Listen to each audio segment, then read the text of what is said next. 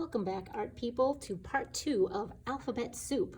Last time we were together, we created a traced circle, put in a bunch of letters, put in some peas and carrots, painted over it to create an oil pastel resist or a crayon resist, and we called it a day. So hopefully this is dry by now. We're going to set this aside, but we're going to cut this out later.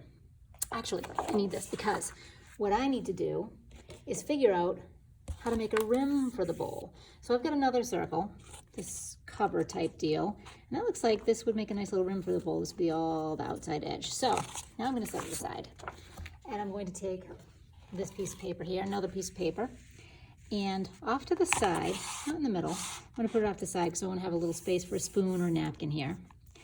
And I'm going to trace this. So with a black Sharpie, or if you feel more comfortable doing it with a pencil first, you could definitely do that. Hold it down so it doesn't move, and go all the way around. You might need to move your body or your hand in order to connect it, because this is kind of weird, turning your body this way. My arms are twisted, but not too bad. Okay, ooh, it's stuck. So this is going to be the outline of my bowl. In a few minutes, we'll put our soup in there, but first, we're going to make a background, either a tablecloth or a placemat, something to make it look pretty behind our bowl. So what we're going to do is make a checkerboard pattern or a plaid pattern. And the way we do that is a series of vertical and horizontal lines. So horizontal, I'm going to take 2 different colors. I've got blue and green. You can use any 2 colors that you want. I wouldn't use more than 3. If you want to throw a third one in there, you definitely can. But we're going to make a checkerboard pattern. So, uncapping my marker, I'm going to make a horizontal line. A horizontal line goes from left to right across the page. It goes across. Think of a horizon line. If you were to look at a sunset on the ocean would be the horizon line. It's the line that separates the sky from the ground. So a horizon line, or a horizontal line, goes straight across. So I'm going to make a line as best as I can going straight across, and I'm not going to go through my dish. If it helps, put something over the top of this so you don't draw in it. We definitely don't want to draw in this. We want to leave this part white. So actually, I'll leave that there. And I'll make another horizontal line. And I'll stop when I get to my plate, pick it up again on the other end. Actually, that's kind of in my way, so I'm going to get rid of it because I can't make my nice thick line. And of course, I got a little bit in there already. That's okay. It's art. Mistakes happen. Embrace the mistakes. Keep going with my horizontal lines. If you feel super uncomfortable drawing a line, because, straight lines are one of the hardest things to do, right? Feel free to use a ruler if you want to, but you definitely don't have to. If your lines are kind of wiggly and warbly, it's going to still look pretty good. It's going to look just as good. So I've got my horizontal lines. Next, I'm going to do vertical. Now, if you want, you could do a horizontal of one color, horizontal of another, mix it up if you want to. I just happen to do all my horizontals one color. I'm going to do my verticals using the blue. Vertical goes straight up and down. A vertical line, think of a flagpole that comes straight out of the ground and straight up to the air. A vertical line goes from top to bottom, where horizontal goes left to right.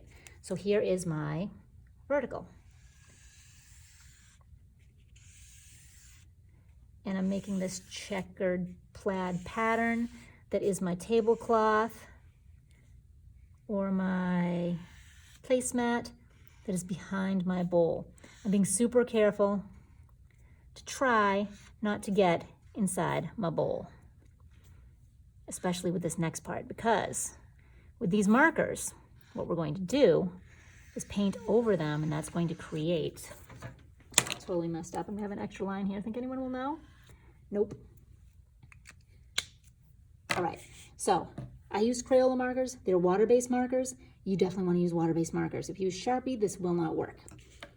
I'm taking water and a paintbrush. I'm going to paint over this. So I'm wetting my brush, getting a nice, good wet amount on there. A skinny brush works, a thick brush works, whatever you got, use it. And just paint over your lines. And it gives it a nice painterly look. See what's happening? Now this water's pretty thick. I'm sorry, not the water. The water's regular water. The paper's pretty thick, so it can hold up to a few strokes of water on it. It may curl up on you because that's what sometimes paper does when it gets wet. That's okay. Let it dry, and then you can put a book on top of it to flatten it out. But look at that. I'm getting this really cool color that looks sort of painted on top too. It's kind of neat. So I'm just going to continue that with my water. Painting around, okay? I'm being super careful not to get in that white circle. Try not to get in the white circle because it's going to be a white bowl. We don't want any tablecloth or placemat in our bowl. Painting, painting, keep going, keep going. All right, pretty good. It gives it a little bit of a different look. Can you see it? Looks much better in person. This camera business is not making it look as nice as it looks in person. The color is very, very teal, if you will. Very pretty. Okay, so painting's done. Get that brush, get it out of here. Next, we're gonna go back to this. And we are going to carefully cut on this circle. Remember I said it didn't matter if you painted outside the circle? It didn't, because I'm going to cut all that extra off. But now's the time to be careful when you're cutting. So try and cut right on that circle line that was done in pencil.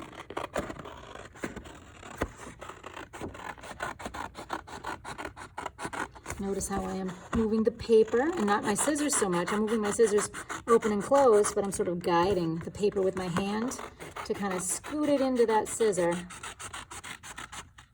My left hand's doing the work while the scissor is just opening and closing with my right. Okay, got our soup. Put it right there. Look at that, already. Already it looks good, but we have more to do. Right now, this is it for today. I want you to get yourself a glue stick, stick this down. If the paper starts to curl, let it dry completely, then put some books on top of it. I'm going to see you next time to add even more cool stuff to this. See you then.